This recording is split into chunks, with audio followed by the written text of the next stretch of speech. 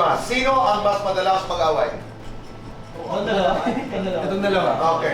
Mas madalas magkampihan. Oo, kinakabit kita. Okay na. Malakas mangasal. Ito. Okay ah.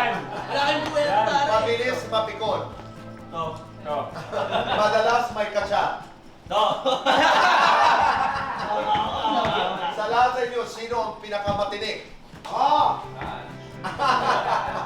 Pinakatorpe. Pinaka-naughty. Wow. Sabay. Lights on, lights off. Lights on!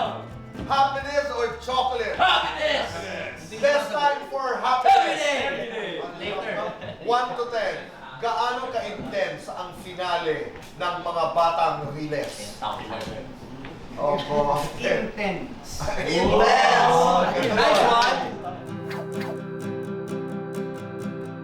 Kailangan mo lagi piliin na maging mabuti sa kapwa. Ako para sa akin, matuto ka rin makinig sa kahit pa mas nakakabata sa'yo. Kasi minsan tayo kahit alam natin na minsan mas may edad tayo, minsan nakala natin ahead tayo, alam natin lahat eh. Pero dito ko natutunan na kahit pa bata lang, hindi yan nila lang kasi meron niyang pinaglalaban. Tsaka isa na rin dyan, ang isang example na dyan, sa katrabaho ko to si Antonio. Bata pero ang dami ko natutunan. Wow! Tayo mo yung mga pangarap niya sa'yo. Libre kita mamaya. Sige. Boss Rahil. Ayun po, natutunan ko naman maliban sa maging mabait po palagi. Kay Jillian, gusto ko rin, Maging mabait, para sa akin po at matuto rin po kayo magtiwala. Tiwala sa mga tao, sa mga kapwa tao, sa lahat po at matuto rin po kayo kung po kayo matakot humingi ng tulong. Para sa akin, natutunan ko sa mga batang Riles kung paano palagan yung pamilya at kaibiganin as well. Sayang. Anong natutunan ko sa mga batang Riles? Siguro napakasimple lang. Always fight for justice. Katulad ng mga ginagawa ng mga batang Riles, hindi sila sumusuko. There's always a saying na you only lose when you give up. So yun, always fight for justice. Kailangan nyo abangan kung makukuha pa ng mga batang Riles ang justisyang hinahanap nila simula pa lang. Tama yun.